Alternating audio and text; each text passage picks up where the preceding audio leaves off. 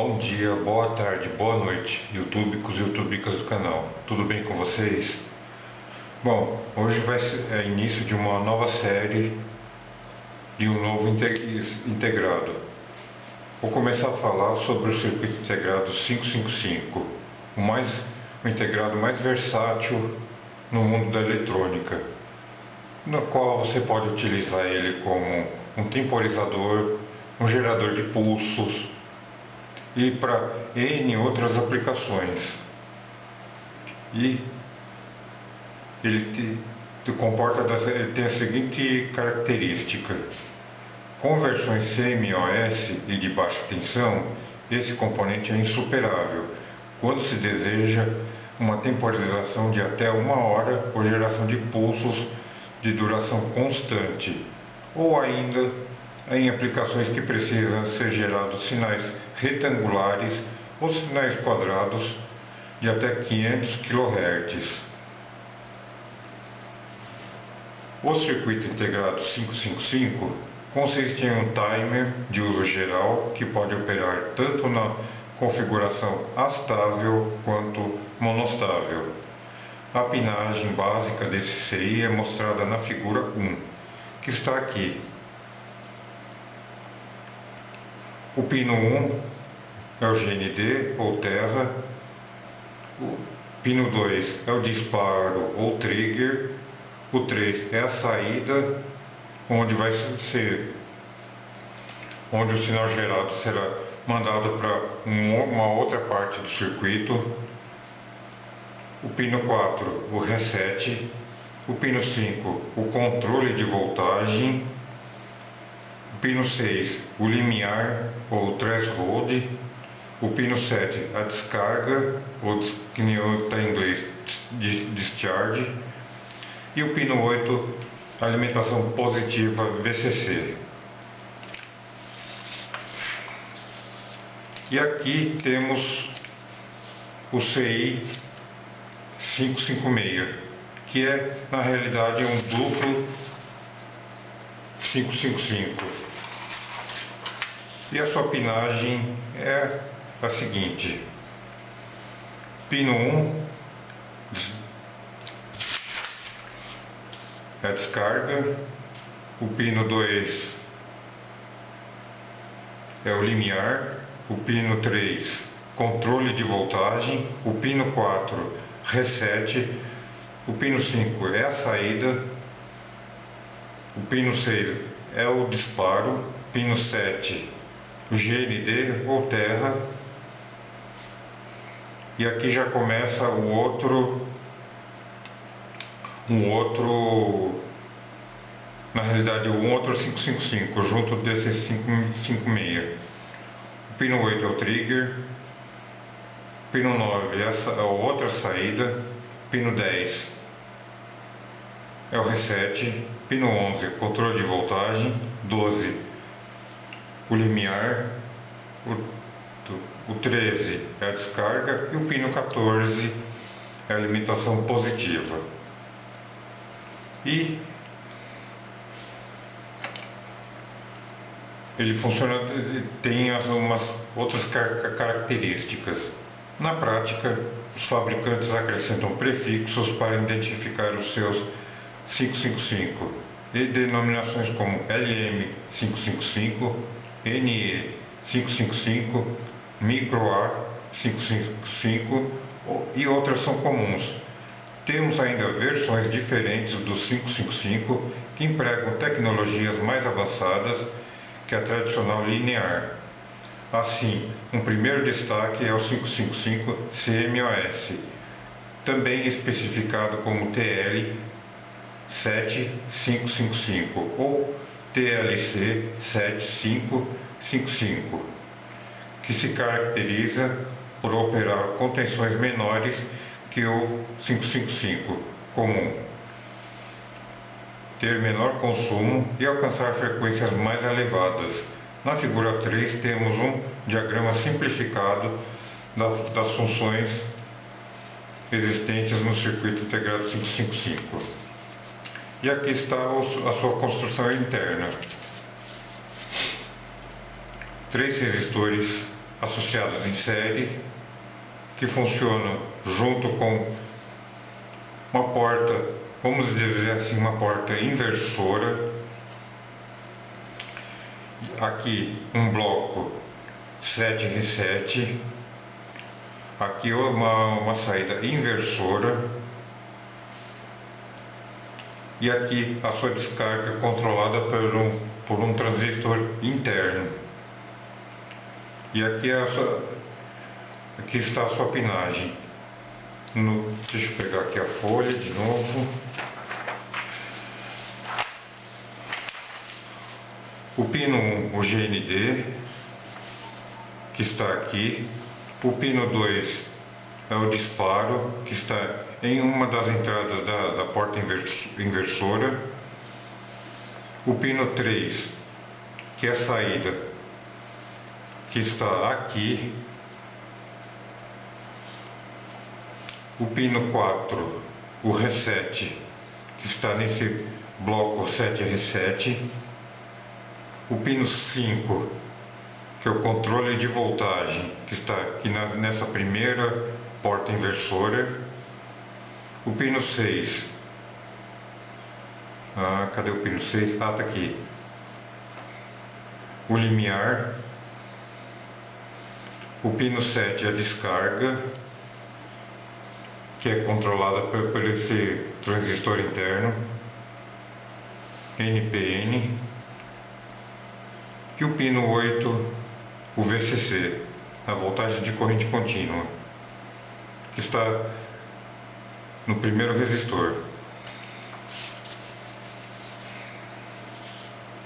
Esses blocos são usados de duas formas básicas, que são analisadas em pormenores, as quais são astável, free running e monoestável, pulso único. Na versão astável, o circuito opera como um oscilador, gerando sinais retangulares disponíveis na saída do pino 3. Na versão monoestável, o circuito gera pulso retangular único ao ser disparado externamente. As características principais do 555 são: ele trabalha nas faixas de tensão de alimentação desde 4,5 até 18 volts. A corrente máxima de saída, mais ou menos 200 mA. Tensão de limiar típica com alimentação de 5 volts, 3,3 volts. Corrente limiar típica, 30 nanoamperes. Nível de disparo típico com alimentação de 5 volts, 1,67 volts. Tensão de reset típica, 0,7 volts ou 700 mV. Dissipação máxima, 500 mW. Corrente típica de alimentação com 5 volts, 3 mA. Corrente típica de alimentação com 15 volts, 10 mA. Tensão típica de saída no nível alto com 5 volts de alimentação. O I/O igual a 50 mA para 3,3 volts. Tensão típica de saída no nível baixo com 5 volts de alimentação. I/O igual a 8 mA ou que é 100 mV. As características desta tabela são dadas para NE555 da Texas Instruments, podendo variar levemente para CIs de outros fabricantes, ou ainda com eventuais sufixos indicando linhas especiais. Cada fabricante adota seus parâmetros, suas características, mas não foge muito disso, sendo muito bem possível você substituir em um por outro. E aqui as configurações. O circuito integrado 555 pode ser empregado em duas configurações básicas, astável e monoestável, que analisamos a seguir. astável. Na figura 4 temos o circuito básico do 555 na configuração astável. E aqui está o 555 com R1 e R2, que são resistências em ohms, o C1, que é o capacitor em microfarads, nanofarads, que é disposto da seguinte forma: o 1, pino 1 aterrado, nesse caso o pino 5 não é utilizado, o pino 6, que é o trigger, o threshold, o limiar e o disparo estão conectados entre si, entre o R2 e o C1, o pino 7, que é a descarga, que está associada, está entre os resistores 1 e 2, o pino 4, que é o reset, e o VCC estão interligados no VCC, no alimentação positiva, e o 3 na sua saída. Esse circuito pode gerar sinais de 1 mHz a 500 kHz, e os valores limites para os componentes usados são R1 e R2, um mínimo de 1 kΩ a 3,3 MΩ. O capacitor é de 500 picofarads a 2.200 microfarads. A frequência de oscilação é dada por a frequência igual a 1,4 dividido por colchete, no parêntese, a soma de R1 mais R2, fecha o parênteses, multiplicado pela capacitância, onde o F é a frequência em Hz, R1 e R2 são os valores dos resistores em ohms, e C é a capacitância em farads. O tempo em que a saída permanece no nível alto é dado por essa equação. O TH é igual a essa aqui é uma constante, 0,693 vezes a capacitância vezes R1 mais R2. O tempo em que a saída permanece no nível baixo é dado por TL é igual a 0,693 vezes R2 vezes a capacitância. Desculpe. Veja que nessa configuração o ciclo ativo não pode ser 50% em nenhum caso, pois o tempo de carga no capacitor é sempre maior que o tempo de descarga. Para se obter ciclos ativos menores, existem configurações em que o percurso das correntes de carga e descarga são alterados, mas nesse caso não vale o programa pelo CD para cálculos de frequência. Também é importante observar que a carga e descarga do capacitor permite a obtenção de uma forma de onda de dente de serra. Esse componente, conforme ilustra a figura 5, que nem foi explicado. Na saída do pino 3, aqui, sempre é gerado essa onda quadrada ou retangular. E aqui mostra a carga e descarga do capacitor. Está carregando, descarrega, carrega, descarrega, carrega, descarrega e assim sucessivamente. Evidentemente, trata-se de um ponto do circuito em que o sinal é de alta impedância e, portanto, não pode ser usado diretamente para excitar cargas de maior potência. E agora a outra configuração, monoestável.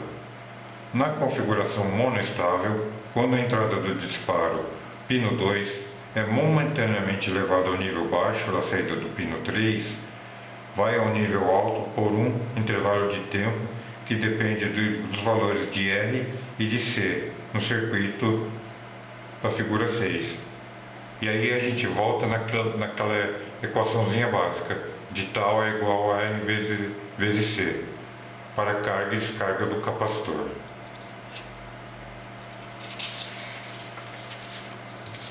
E aqui está a sua configuração monoestável.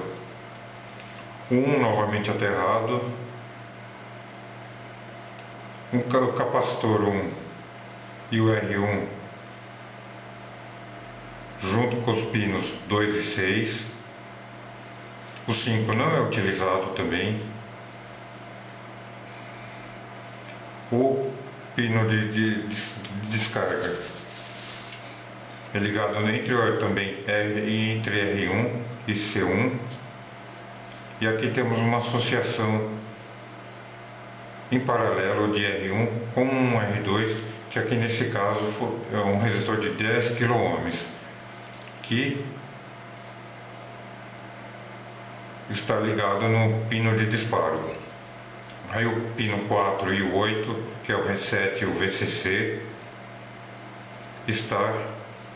eles estão interligados entre si. E aqui está as formas de onda.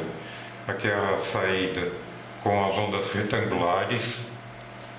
E aqui é a carga, descarga, carga, descarga, carga do capacitor. E aqui, entre esses intervalos, está o tempo da carga e descarga do capacitor.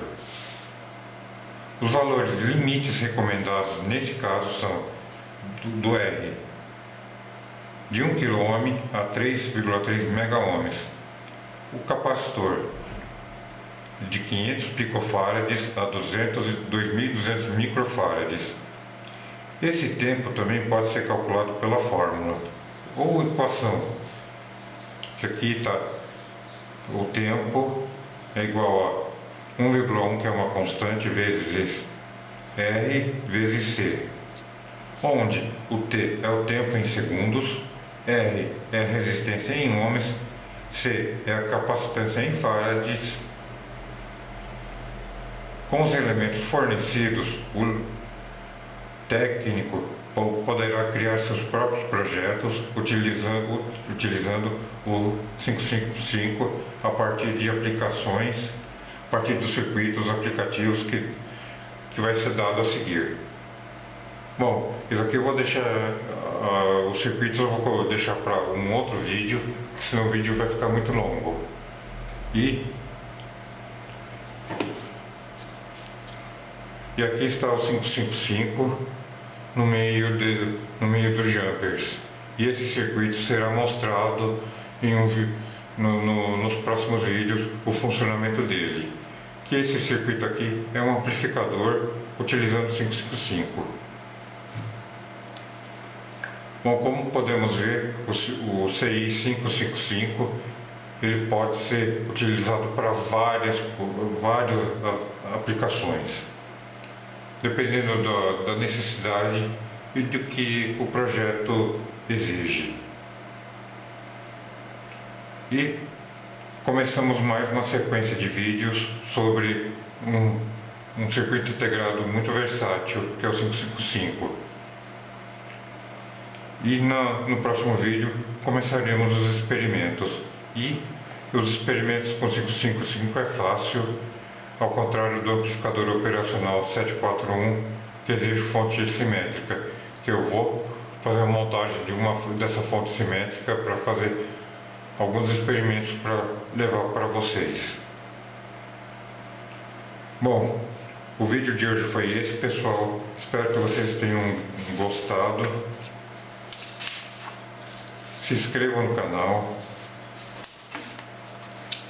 dê like, compartilhe o vídeo, indique o canal para um amigo para ajudar no crescimento do mesmo.